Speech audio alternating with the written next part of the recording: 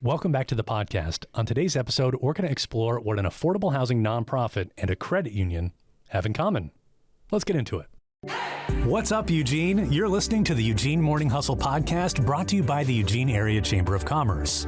We're your hosts, Brandon Miller and Ivan Torres, and like us, we know you'd like to know what's going on in your city, socially, economically, civically, and culturally. From events to guest interviews and professional and personal development tips, each week we bring you stories of local business owners, advocates, leaders, and everyday Eugenians sharing how they've strengthened their roots to reach a little deeper in our community and how you can too. On today's episode, we have Olivia Sorensen, the Senior Community Development Specialist at SELCO Credit Union, and Amanda Dellinger, the Community Relations Director at SquareOne Villages, and they're going to share about their partnership and how it's transforming the lives of our community, specifically our most vulnerable community, the homeless. So let's get into it, and welcome to the podcast. Thanks for having us. Glad to be here. Well, could we just kind of set the tone for this conversation by talking about kind of what was the overarching problem that brought you guys together? Yeah, sure. So I'd really say that the issue of homelessness in our community is what originally brought us together, and finding alternative solutions. And the organization that I work for, SquareOne Villages, really looks at homelessness, or sees homelessness as not a problem of circumstance or people's bad decisions, but rather a significant lack of housing in the community. And so we had approached SELCO Community Credit Union back in 2017 to see if they'd be interested in a partnership. And that's really what started it off for us. Awesome. Yeah. Well, I think let's get into that story. So you just mentioned 2017, but let's take it back to the tiny home, right? Yeah. So tell us about that. Like, what's that story? Yeah, so SquareOne Villages started back in 2012, and we wanted to create a shelter that consisted of tiny homes that then shared kitchen and bathrooms and laundry facilities and things like that. But when we first started, actually, we called them sleeping units. The sleeping units did not have electricity, so no heat, and of course no air conditioning. But it was at the time it was a lot better than people being directly on the streets. And so we had originally, the idea was to create this non-congregate shelter where people could have a place to stay with a roof over their head as they're waiting to get into permanent housing.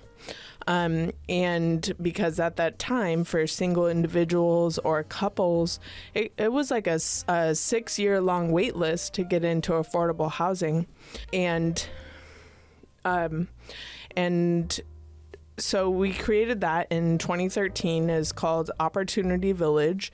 There's 30 units, and everybody has their own sleeping space, a door they can lock, and then they share other resources and things like that. We then, from Opportunity Village, we started building permanent affordable housing because we're significantly lacking in that here in the county, well, across the country, really. Yeah. And so we have a lot of really smart people that work for our organization, and so they came up with a way to build housing that was self-sustaining, so you don't need continued fundraising to operate it. So we create housing cooperatives, which gives a lot of the control to the residents themselves in making decisions and things like that, really operating the housing or the shelter or just really the day-to-day. And so that's really SquareOne Villages started by building tiny and using the tiny home movement to support unsheltered people.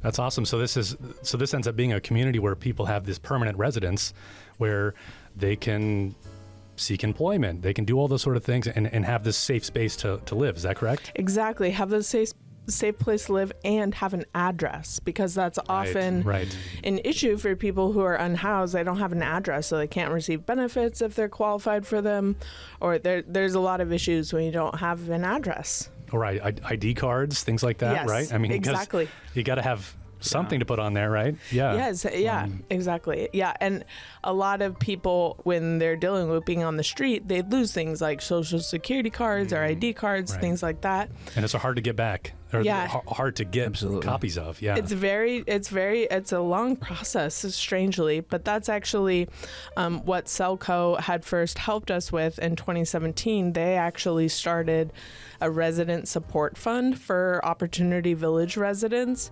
where if they need a new government ID or something, or they need first and last month's rent because they finally got into permanent housing, but they don't have the money, then the resident support fund, they can essentially have a grant or have money from this fund that was seeded by SELCO. It's now self-sustaining. Luckily. Oh, wow. That's fantastic. Yeah. So how did SquareOne connect with SELCO when all of this was happening? I mean, like, I would find it difficult to be like, where do I turn for resources? Yeah, well, that's a great question. And this is actually before Olivia's, it's before both of our time, but I know the story.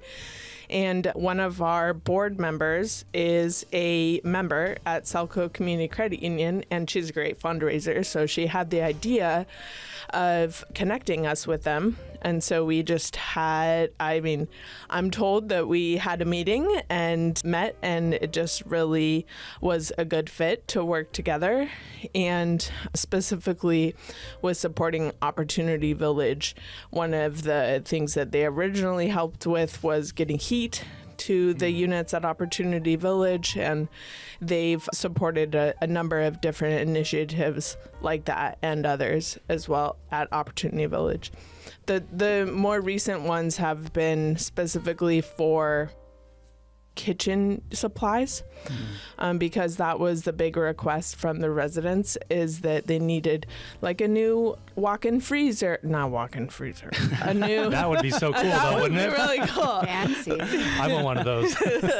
Like a new chest freezer, and also individual refrigerators for the units and things like that. Yeah, it helps to kind of create this independence, and freedom to some degree to have your own things, right? And it just makes sense, right? It's a permanent residence where they live on a day-to-day basis, and it's their home, right? So why not have something that creates a home, right? And that's one element. So that's exactly it. Yeah. Yes. And we're one of the only shelters, we are the only shelter in town that doesn't require you to leave during the day.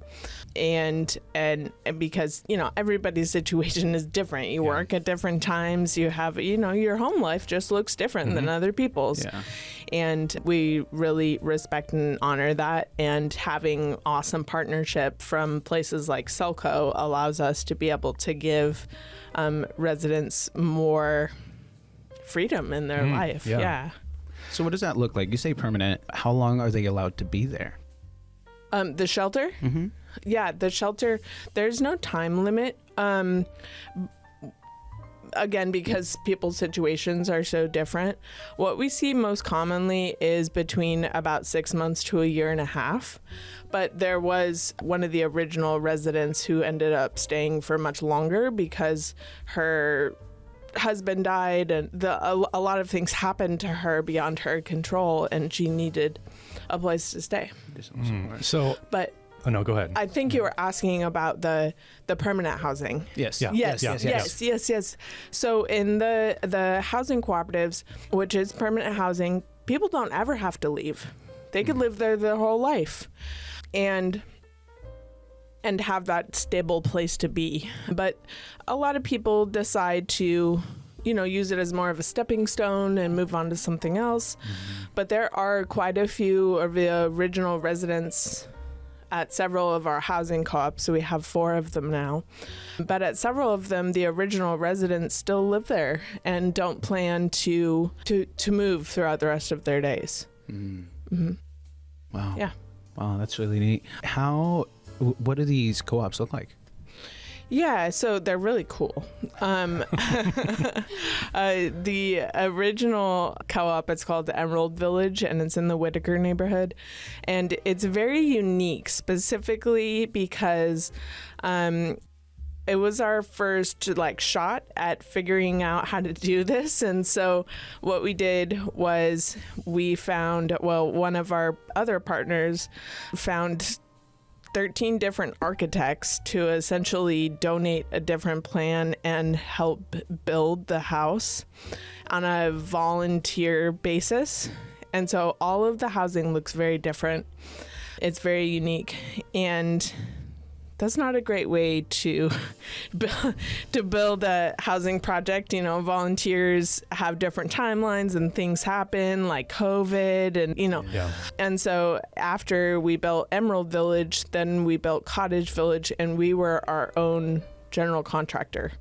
So we hired carpenters that built the homes, and we were able to complete it much faster, which is great because we finished Cottage Village in 2020 after COVID had already hit. Yeah, it was great. Wow. The thing with tiny homes during COVID is that they could keep working because they were each in a different home and separate. And Doesn't take a whole team to put them together. it doesn't. Wow. Yeah. And then the co-op that we just finished, which is called Peace Village, is actually the first where we hired a general contractor, because there's actually 70 homes at Peace Village. So it's much bigger, and we needed the help to be able to move through it faster. Are they all fully occupied at this point, or? Yes. All of the units at all of the co-ops are fully occupied, and there is very little to no turnover some years at any of the co-ops. Could you take us through real quick, just for our listeners to kind of comprehend how this works, but how does somebody come to you? That all of those people that live there, how did they come to you? And I know they have all specific and very individualized experiences that brought them there, but what's kind of what does that look like as far as that transition? Is it somebody who's living on the streets and has been for years and decides that there's an opening here, finds you guys, and that it works out that way? Or you made a mention that there was a woman who had lost her husband and things weren't going well, and you were there to provide that kind of transitionary period, right? So what's the general kind of thing that you're seeing from somebody basically getting a home? Yeah, that's a really interesting question. And it's been different at each of our co-ops just throughout the life of our organization. I would say when we first started with Emerald Village, there was a lot of people that found out about our work through their church or a church that they're affiliated with in some way. Our executive director was a pastor for 30 years at a Eugene church. And he specifically wanted to make a difference in people who are dealing with homelessness.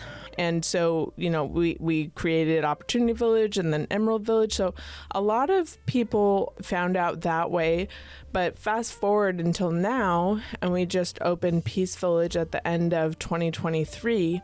And there are quite a few people who were homeless, or maybe staying at a different shelter in town, and then they heard about this housing opportunity, and we had like a wait list, essentially, or like a notification list to be notified when applications were open. And so that was really shared far and wide throughout the community. And then when applications opened, they were only open for 3 weeks. So people had that amount of time to apply. And then residents were selected by lottery. Okay. Oh, wow. Okay. Wow. Yeah. Do you have plans to have other communities built? We do. We absolutely do. So SquareOne Villages is in the process right now of acquiring several more properties and raising funds to be able to do that, as well as there's one property that's in Springfield, and so we applied to the city for funding because there was some leftover money from COVID, one-time funding. And so we applied to that. And if our application is approved, it would cover 90% of the $500,000 purchase price. So we're starting to acquire different properties with the longer term goal of being able to be in the construction phase of a new property each year. And a co-op takes about 3 years from very beginning to the very end when residents move in. Wow. Yeah. Well, that's you're creating a lot of homes in this like crisis that we're dealing with here in our city. So Not only that, I mean, once it's up and going, who's maintaining? Is that jobs for residents or how? Yeah, great question. It's a really important piece that sometimes developers don't think about, right? But we do. So that's one of the brilliant things about a cooperative is that depending on the size of the co-op, like our smaller co-ops, all of the residents are on the board that then takes care of things like weeding or things like I need a new doorknob or those kinds of things. But really the co-op themselves is who makes those decisions about what and where and how often. And with Peace Village, since it's so much bigger, they elect their own board. So they just recently elected, I think it's a 6-person board that operates a lot of like the daily tasks and issues. But then also we have created a division, property,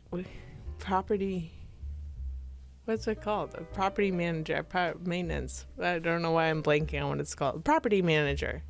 Why can't I think about that? Yeah, and so now that has become part of SquareOne Villages so that we can contract out with different co-ops that need help, that they just can't manage it all on their own. But some of our earlier ones, they do. And they take very good care of them. People are very proud to live there and they want to keep it looking nice. I love that. Yeah. That's a good question. I was curious about that too, about who's handling maintenance and kind of the structure of the whole community. Yeah, and one of the other points that I'll make about that is that there's a long-term maintenance fund that let me take a step back and just a little bit about how a housing co-op works. There's a monthly payment called the carrying charge that each household pays, and then they're all pooled together, and then all of the operations of the co-op is handled from that pool of money. And part of the pool goes to a long-term maintenance fund. So if something breaks or somebody needs a new roof, then it's not on the resident. Those funds are already there and available. Wow. Yeah. That's a nice little support right there. I love that. Absolutely. Cool. What are some of the biggest challenges that you're facing? Personally, or just kidding. we can do it. We can do a part 2 about all of our personal challenges. Challenges. There are some challenges in figuring out. Gosh, what are some challenges? So much of my work is on the front end of raising the money to build it. And then we have other people that work with the residents and things would know more about what are some of the challenges. Right now, my biggest challenge is coming up with, getting organized and prepared for our major fundraiser of the year. And what is that? Yeah, so our biggest fundraiser of the year is Paella event. Every year for the last 10 years, we've had a paella event where we have between 20 and 30 local paella chefs that come together and make paella, a traditional Spanish rice dish, make paella right in front of the guests and attendees. And it's a big focal point of the event that then there's an auction and a paddle race, some nice music. And so that's our biggest fundraiser of the year. Yeah, it's a really fun time and a beautiful way to honor the Spanish tradition. I love it. Yeah. When is it? The event is September 15th, so almost exactly a month away. And it's from 4 to 7 p.m. and it'll be at the Farmers Market Pavilion right in downtown Eugene. So it'll be really easy.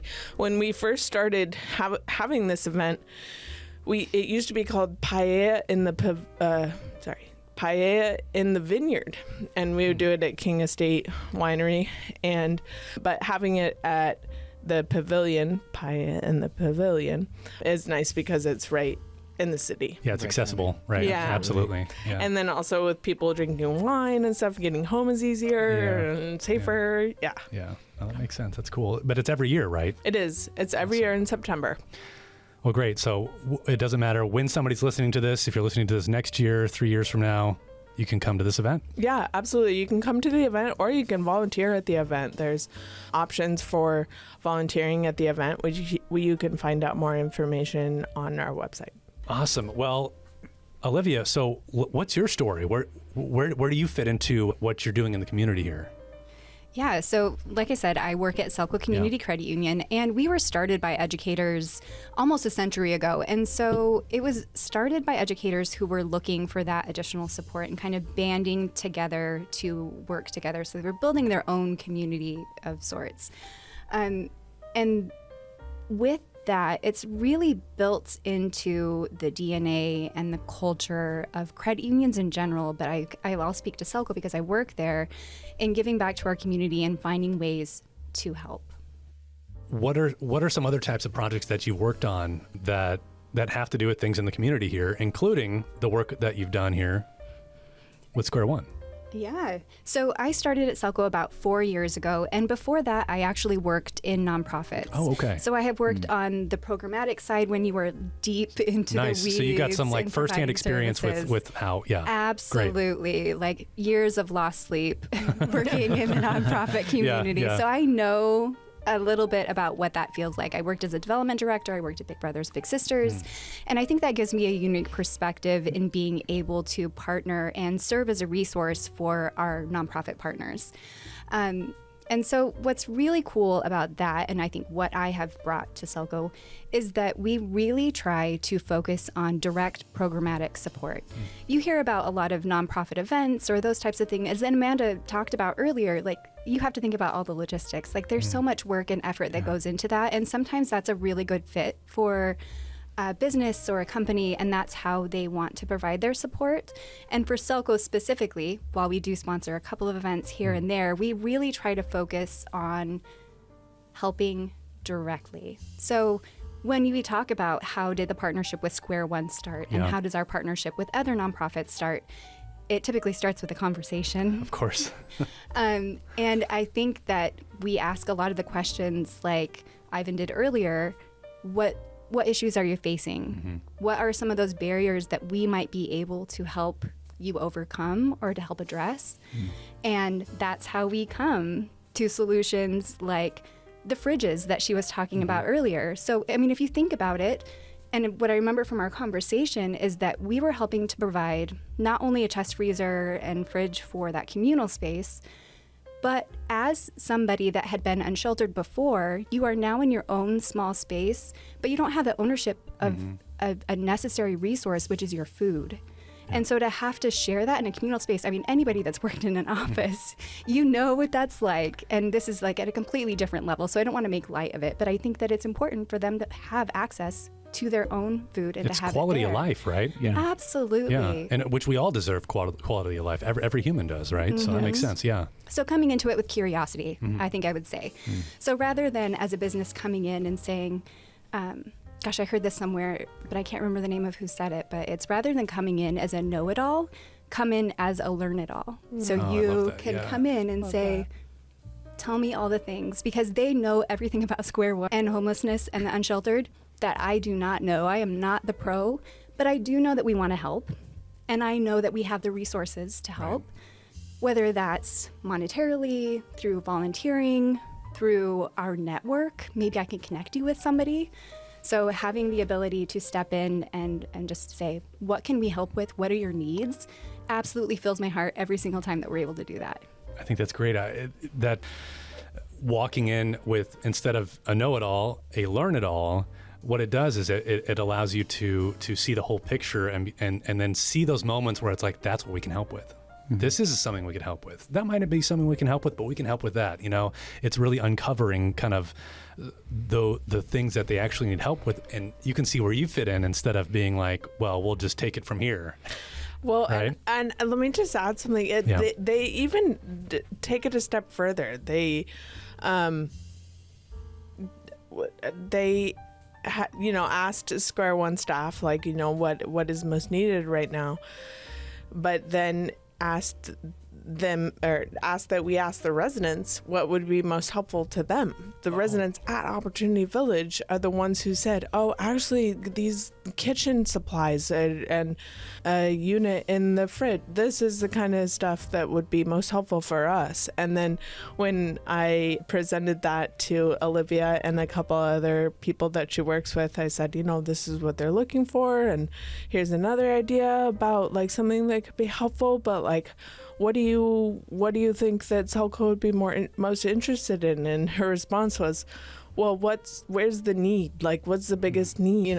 And so I just wanted to say that they took it a step further. And it's not very often that's never happened to me in this role before. So I think it just speaks to how we look at our community nonprofits, and we're coming in as a partner. We're not here as we're going to write you a check. It is very much how can we help? How can we do this together? Because we are part of the community. SquareOne is part of the community. And even though we're a business and SquareOne is a business, we're made up of humans that all live here, that work here, that face the same issues day to day.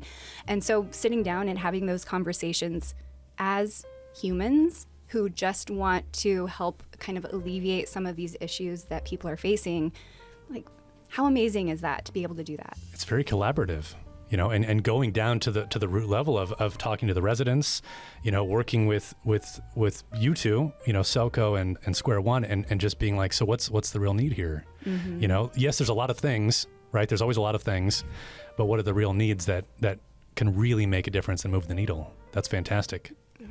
So when that conversation happened though you guys weren't here yet, when you did get on board, how did that look like to continue that relationship between the credit union and SquareOne, and continuing the conversation and continuing the improvements at the organization?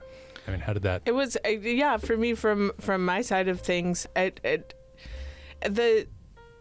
It's just so much fun. There's just so much energy from Olivia and the person in her role before her, Ashley. Like, there's just so much like care and interest in being able to really help the people that we serve. That's what I remember the most, and still to this day. I mean, we're talking on a podcast together about really exciting things that recently happened. We made it. Yeah, it's just that's what I remember. It's just a really exciting partnership that's very impactful. And while we talk about us as individual people, we are representing our organizations, and that is partially culture, right? It is not just us. When we're talking about coming in with asking questions and curiosity and trying to help alleviate some of these issues that we're facing, that is not Olivia, that is SELCO. I'm an extension of that, and I think that my heart is in the right place, and I want to continue that legacy for SELCO. So I do feel like it's a pretty natural segue from person to person in continuing that culture and those relationships that we have with our nonprofit partners. That's awesome. So speaking of what sort of resources, SELCO offered, was it volunteer work? Was it fundraising money, grant money? How did the resources come together to help? Yeah. So we've helped with a couple of different, we talked about the resident support fund and the electricity and the fridges. And one thing that I am really proud of that I would like to speak out about a little bit is a grant that we received just a few months ago that we were able to give to SquareOne. And I talked earlier about using our network and being able to not only write a check, but what else can we do to help? And so we actually ended up writing a grant with the Federal Home Loan Bank of Des Moines. And what's cool about that, if you know anything about grants, is usually they give you that matching money, that is it. But with this grant specifically, it was a 3-to-1 match, which is extremely generous. Wow. And so our team came together and said, wow, this is the opportunity to actually do something really big. And it's the single largest donation to a nonprofit organization that SELCO has given. And we ended up being able to give $200,000 to their upcoming project, which is the Rosa Village. Oh. And I believe, Amanda, that actually triggered another match that you already had. Yes. So Priscilla Gould, who is an amazing, she was an amazing person in the community who gave back in so many different ways. She was the executive director for United Way of Lane County for a long time, and she had passed away just a little bit before this grant came available. But yeah, there was still about 50 grand left of a match, and so then it was matched a fourth time. It snowballed, we'll say. It snowballed. Wow. But how cool to be able to be a part of a significant gift like that. So I think for us, it's like, can we provide volunteers? Can we write a check? What is it like? What can we do? Mm-hmm. My least favorite thing is to have us write a check and just send it. Right. And not any follow up, no volunteering, no hands on. No how connection. else can we help? Right, yeah. Because we can. So how can we make that happen? Yeah, and they one of the cool things that the SELCO team did was when they gave that donation for the fridges and the freezers and things like that, they also volunteered, a group of maybe 5 or more volunteered their time to go to the grocery store and get items to put in the fridges and freezers for the residents, and then came to the village, and it was just a very involved way to give a monetary donation. It was a way to also volunteer in a special way, and the residents just loved it. Wow, that's fantastic. Yeah, that's awesome. And this is kind of reminding me of how you're setting an example in the community, and you're sharing these sort of stories like we're doing right now, that it becomes this almost snowball effect where people want to be a part of positivity and be a part of making a difference, right? Versus, when you're surrounded by negativity all the time, you kind of just want to accept that, and let that happen to you, versus, if everyone's being positive, if everything's happening that way, you want to be a part of that. It's just kind of a natural thing, I think, for human behavior, right? Absolutely. So go ahead. Since we're on the topic of positivity, for both of you, what has been your favorite, giving or receiving? Like, what has been just the most meaningful thing that your organizations have been able to do? Yeah, I would say for me, for working at SquareOne Villages, it's been 5.5 years. But every time that we finish a village and then the residents move in, it's just really incredible to know that they will have permanently affordable housing available to them, in perpetuity, forever. There's nothing that I can compare that feeling to. Wow. It's for sure my most favorite thing.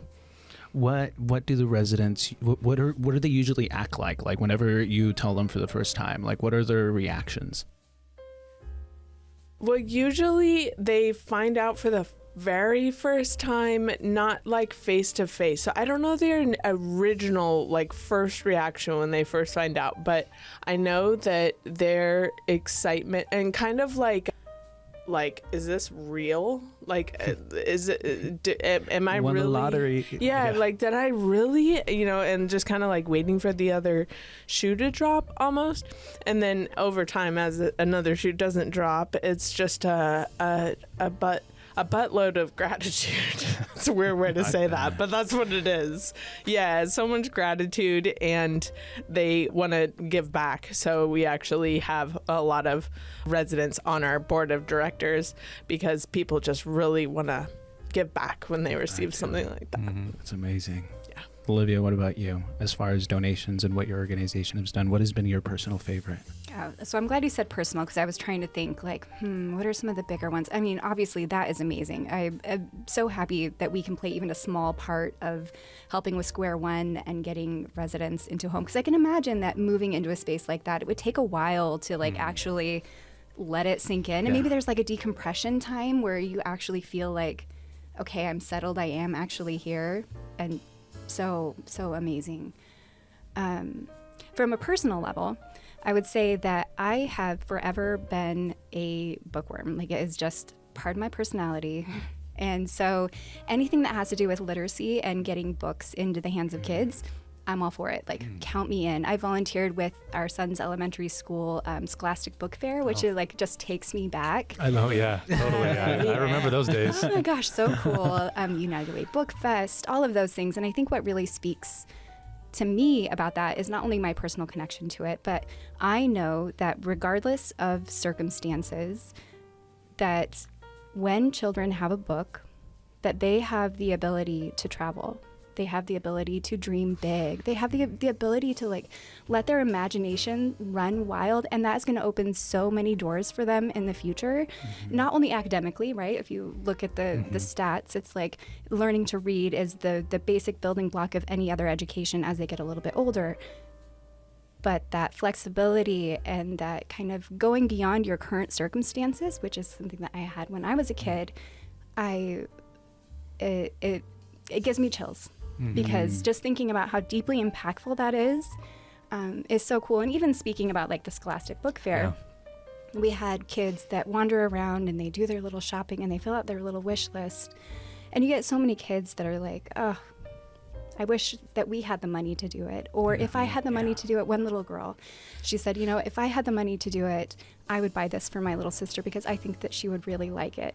And you just think, I want to buy books for all of you. I want to just give you, if I had a checkbook, which I don't anymore because that's old, but like if I pull out my credit card, I'm ready to go. Like they crave that. They really do. And so that's a really long story for it. Like give books to kids, get it in their homes. Like that's where they need access to it. Building their home library, something that I'm really, really passionate about. Yeah. Oh, I love that. Yeah. We signed up my little girl as soon as she was born for the Imagination Library. Yes. And we get just loads of books. So, but yeah, it's really true. I love that. You know, giving them the ability to fly and, you know, just their imagination run wild. It's huge. Books are huge. I love that. I was just thinking about all the Goosebump books that I had when I was looking through that. You know, anyways, deep reading. I got to escape to Horrorland. Yeah. But so you were speaking a little bit about this personal experience about books and kids and things like that. SELCO Steps Up. That's something we talked about earlier. Could you share a little bit about that? Yeah, so SELCO Steps Up is my second favorite topic after books. It has been a large part of my life over the past probably 2 years as we really took a step back because community involvement and a lot of these projects have been deeply ingrained within SELCO for decades.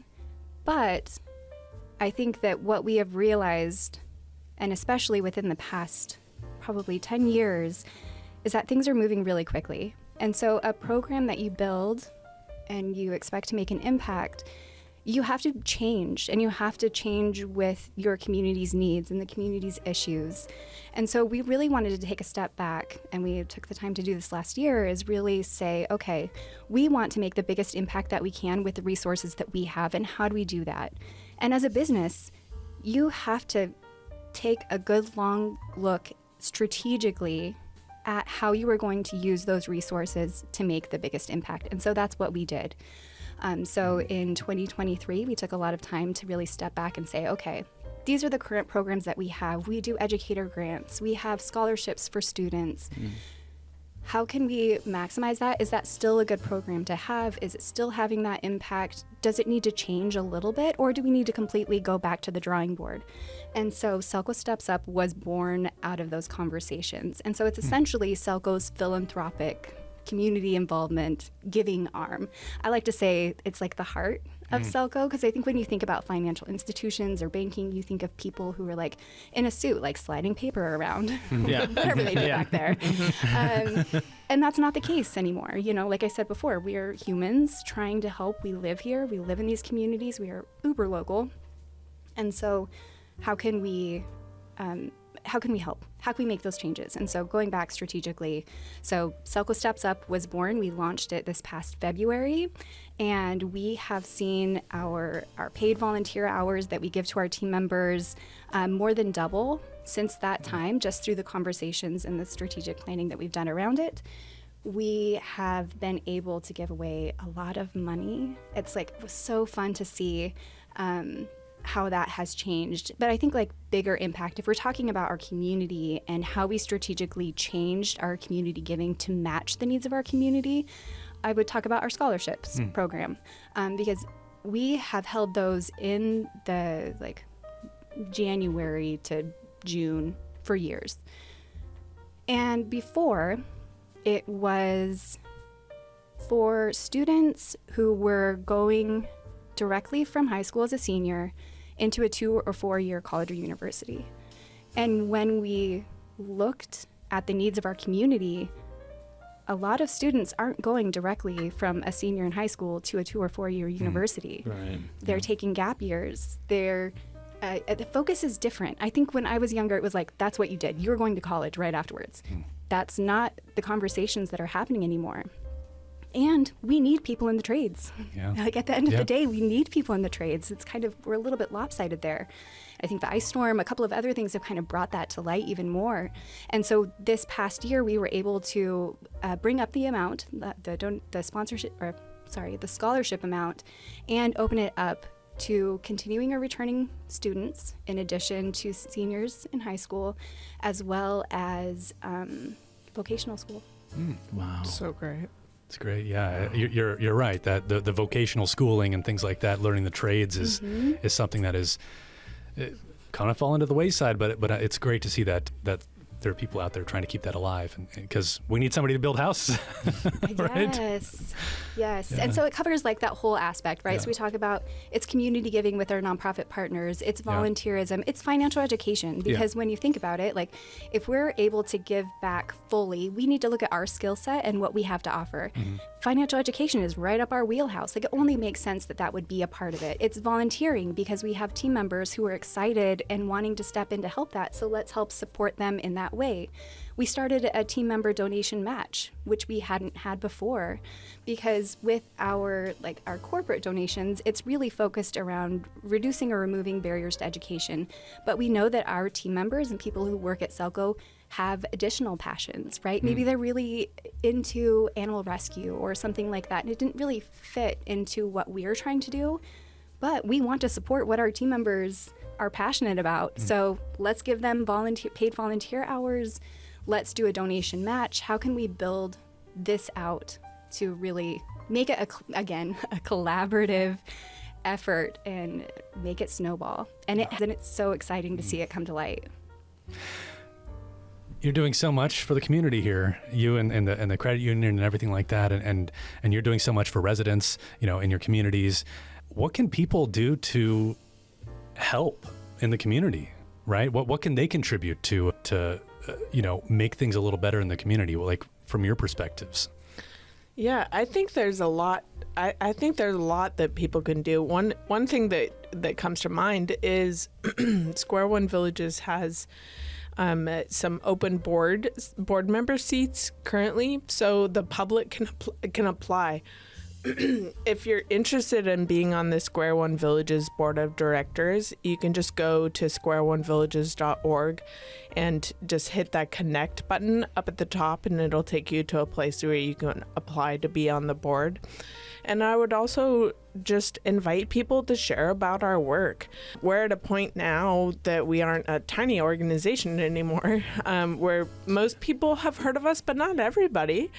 And so I think sharing about the work is a really awesome way to give back. And then, of course, always making a donation to SquareOne Villages makes a very big difference, as well as volunteering. And I just invite people to get involved by sharing about the work and starting to understand the issue of homelessness and how it's really an issue of not enough housing, not an issue of personal circumstance. It's great. And I would say that you kind of spoke to this a little bit earlier, Brandon, but I want people to remember that small actions can lead to larger solutions. I think that when we're talking about some of the issues that our community is facing, they can feel so vast and so big.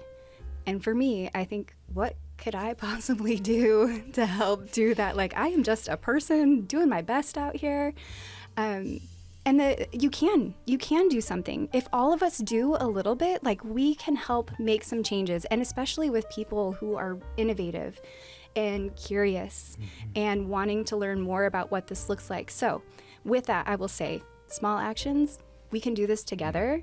But then on top of it, look at what you have to give. Look at your skill set. Is it something that you would be able to help?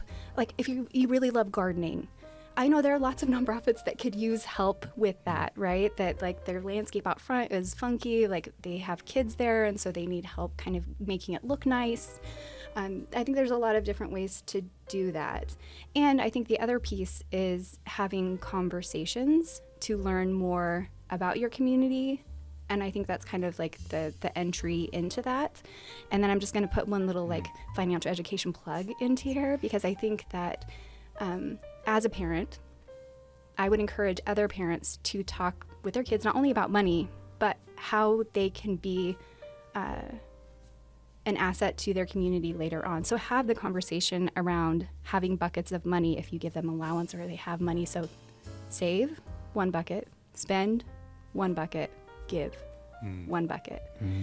Because kids want that power, and it helps kind of start that conversation of how they can serve their community and make an impact as they get older. That's great. Yeah, I don't remember having that conversation when I was a kid. So we didn't even tell you about giving. Yeah, I mean, yeah, for sure. Yeah, mine definitely didn't have the third bucket. So I'm really glad that you brought that up, Yeah. because I think that it's important, and I think that, you know, if you start little, it's just something that you do.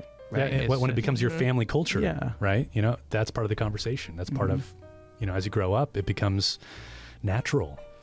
it pulls in that ownership piece, I Yeah, think, because yeah. I think it can be so easy to say, oh, well, other people will address that. Other people will fix that. People at SquareOne are like helping, right? Well, what am I doing? Like, I need to be helping. Right. And I think people are always wondering, you know, you take a big issue like homelessness, that's too big for me, right? But maybe there's smaller chunks that you can help with, right? And I think that's the hard part, is trying to find out where those small chunks are. Yeah, exactly. And I just wanted to say, too, that SquareOne Villages, started out with a bunch of people having ideas and going ahead and trying to see if they work, you know, and then jumping in. And then they ended up working really well. And so then we kicked off from there. But really what it started with was just a handful of people getting together with some great ideas and talking. Yeah. That's one more thing that I would bring up, that I am so proud of SELCO Steps Up and the impact it has on the community. And I would encourage not only individuals to look at how they can help, but also businesses to really, I hope that they look at a program like SELCO Steps Up, where we were strategic about how we can impact our community and how we can help. And I would hope that other businesses could kind of take that as a model or inspiration to say, you know, maybe my business can help create something like that as well. Because imagine how much good we could do all together. So true. Stuff. So tell us a little bit about the classroom initiatives. Yeah, so when we were building out SELCO Steps Up, I mentioned that we have, like, how can we revamp some of the programs that we already have if it meets a community need?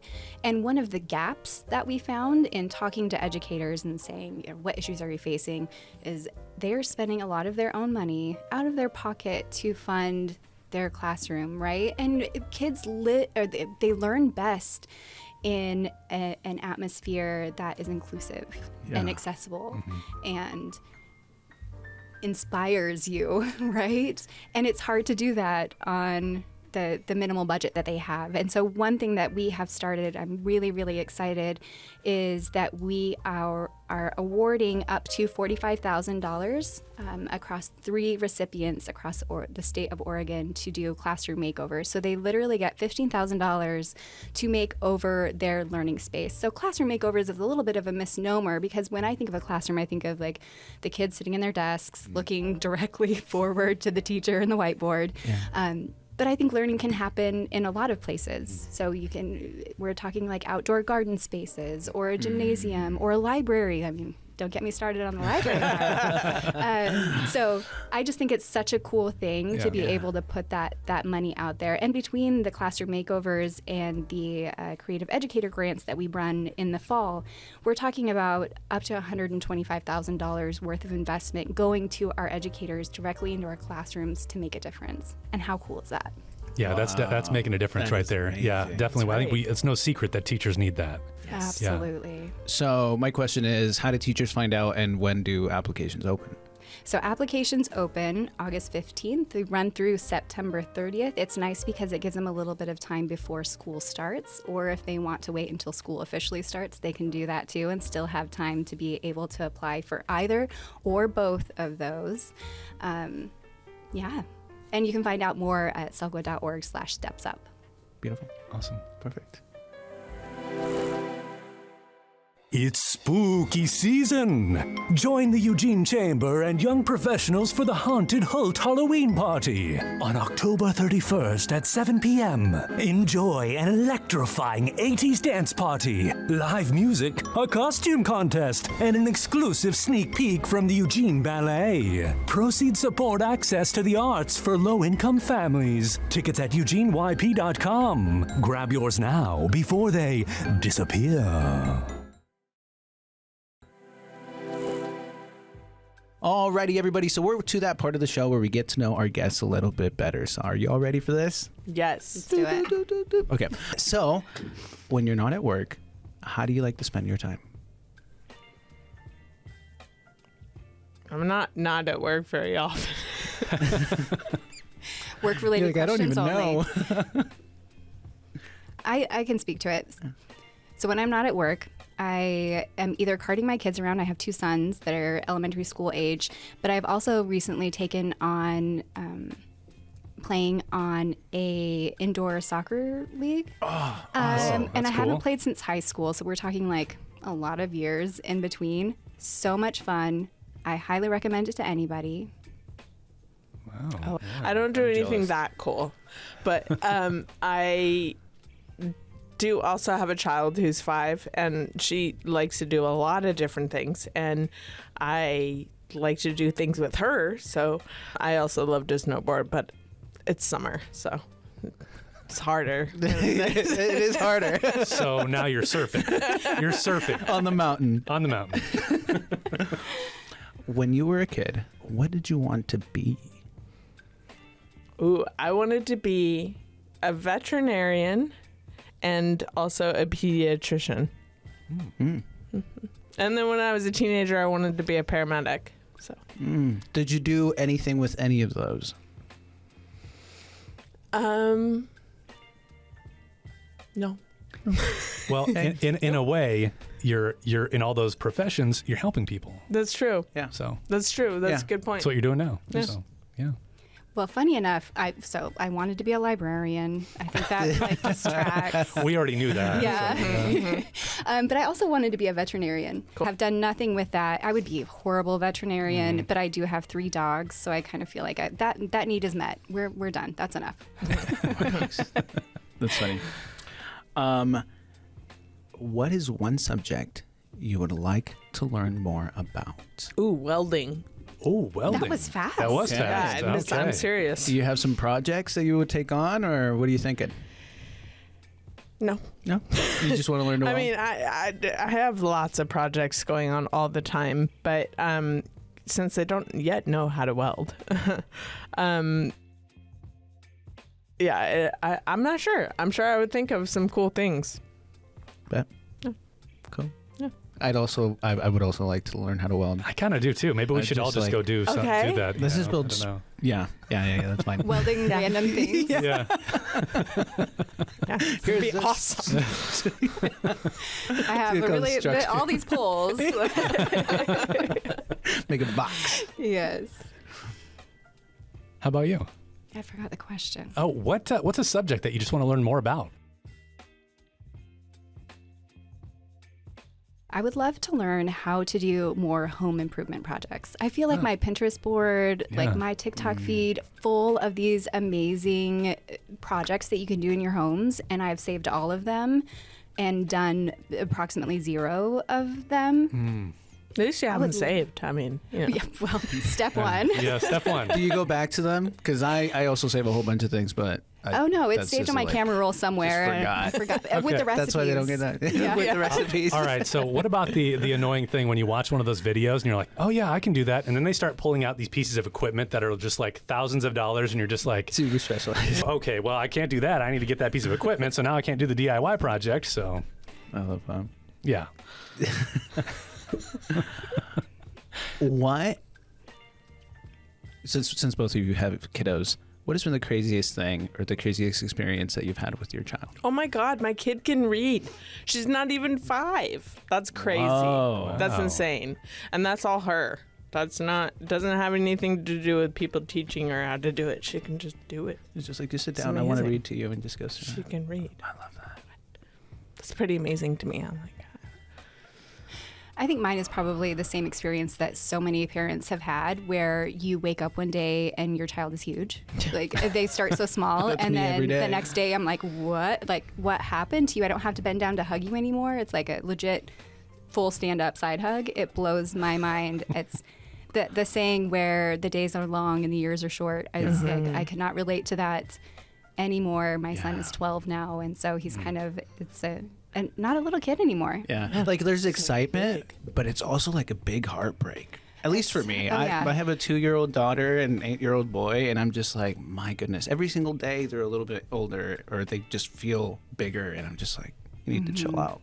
It's so cool though. I think you're right, because it's like it's equally sad and exciting at the same time, because how amazing is it to look at somebody who has, like, my kids have the best sense of humor, and they are the nicest kids, and they are like so cool. They are so cool.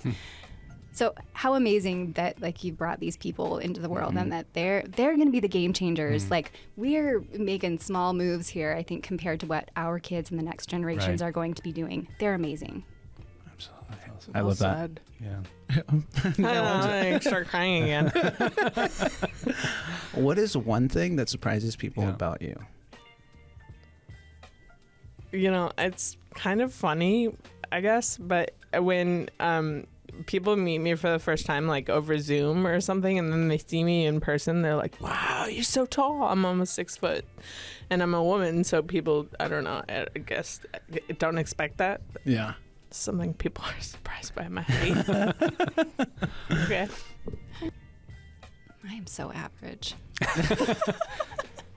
That's a hard one for me to answer. That's surprising. I wouldn't guess that. Yeah, me either. I think people would be surprised that I did not travel at all until I was out of high school, and not on a plane, nothing, until I was older. And now I have been to Machu Picchu twice. I purposely take my kids traveling. It's something that I find like really important to my core, that it is so important for them to see different cultures and other people, and that people live differently, that the way that we do things are not the only way to do it. And so that's something that I think like intrinsically just a core value of mine that I think probably people wouldn't get just from a quick conversation. Yeah. I love that. Yeah. What were you listening to on the way here? That was good. I did not turn anything on because I was like, I just need to think. That does not happen very often. I mean, I think a lot, but I don't like turn the thing off to think. You were listening to U Radio, Yeah. right? Yeah. What about you? I love podcasts. I really do. And I'm not saying that just because I'm here. But This American Life, I feel like it's the gateway into podcasts. It is. And it is still a classic that I go back to, and they do such a good job. Love them. Would you say that's your favorite podcast right now, or? Yeah, I think so. I've listened to audiobooks too, equally. Sure. Like, this is the running theme at this point. But This American Life. Nice. That's a go-to. Do you listen to podcasts at all? My favorite podcast is We Can Do Hard Things. Oh. It's my, oh my God, it's so good. She's good. That's awesome. We'll link to that, both of these in the show notes. Cool. That's awesome. Yeah. Next one. Sorry, I was starting to get a cramp and I couldn't get it to go away. So I'm like, Do a close-up on that one. I know. It's only going to be focused on me. What is, besides what you do for work, what is one thing you could give a talk about for 10 minutes?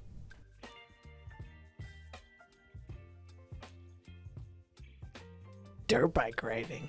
Oh, Yeah, cool. dirt bike riding. Okay. Do you ride yourself? Yeah, I started riding when I was 12 with my dad. And we just got rid of my dirt bike last year because I don't live in Colorado anymore.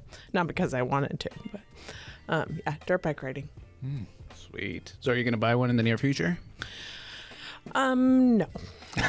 I am not planning on it, and maybe at some point in the future I will be in a position where I can buy another one and also transport it to the different places, but Right. it's not now. For sure. For now, just stick to talking about it. Yeah. Cool. Okay. I feel like I could talk about hobbies, general hobbies. Serial hobbyist here, Okay. right? Okay. I can barely crochet. I can barely paint. I can barely do a lot of hobbies, but I can tell you about a lot of A them. generalist hobbyist. Yeah. I love it. That's great. So you could give an intro to all of those things. Yes. That's great. Just great. enough to get you into trouble, but I Yeah. feel like it's such a good way to spend time after work rather Yeah. than watching TV Yeah. or something like that.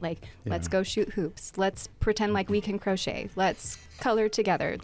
We play a lot of board games or card games. There you go. I love it. Yeah. So I like to ask this question at the very end because it's a very fun question and everyone always has a different answer. I don't think we've had any repeats, so we'll find out. What would you consider a hidden gem in Eugene? Somebody just came to the city and you're like, you have to check this place out. It's this little hidden gem. I love it. It's great. It could be a restaurant. It could be a brewery. It could be a winery. It could be a retail place, a park. It could be a historical site. It could be anything in our city that you're like, this is special. Somebody's house. Could be. There are some cool houses. Lots of them. What do you think? Well, mine has to be food related because I love going out to eat. It is the best thing ever. Way better than my cooking. And there's a small burrito place in Springfield, El Pique. I have never eaten in the restaurant, but I have gone through their drive-through a million times.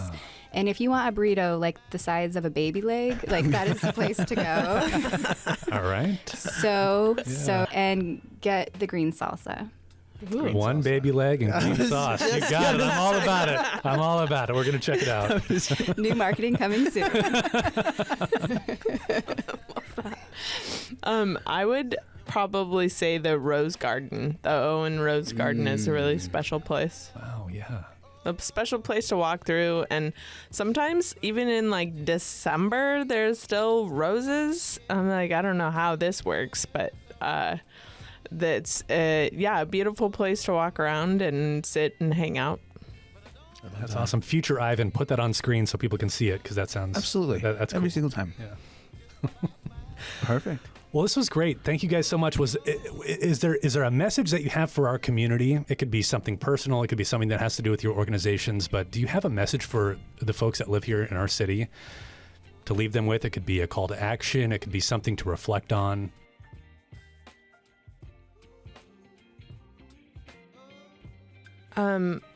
I would just say that to ask people to I know that homelessness is such a big issue in our town, and especially I think that people often think of the way that it negatively impacts them. So like there's a lot of trash or these all people, you know, like, and just taking a moment to think about the life of that person and what everything that's happened in their life that has brought them to this moment, that just realize the humanity in all of us, even if you think they're somehow like separate than you, they're not.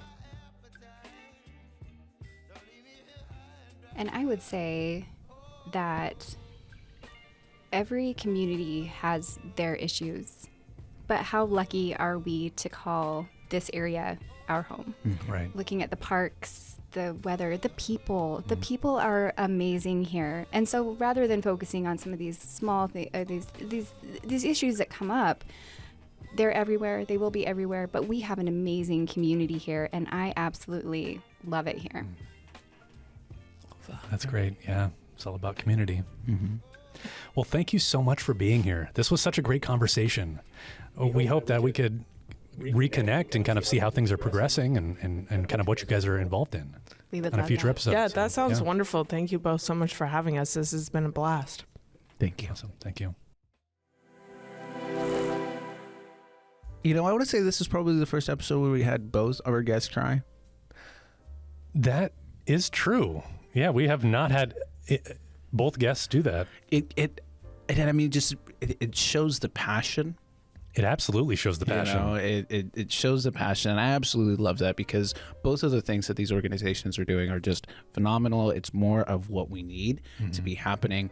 I've heard of SquareOne Village before, and it was just nice to like really hear how the operation works. You know, what some of these people have to go through, how to get on the waiting list. You know, and then and then the experience of getting that home for the first time, and really being able to know that this is, you know, potentially that stepping stone. Yeah, it's emotional because it's life-changing. Oh, man. Yeah. You know, and it's amazing that, you know, they have so many different communities that are and that are full, right? So there's a demand for it, obviously. That's no secret, right? But that they're creating more, which is fantastic. And you know, what Olivia's organization is doing by supporting, you know, this affordable housing nonprofit is just is amazing. Otherwise, it would be just this major uphill battle, which I'm sure they still have their battles, right?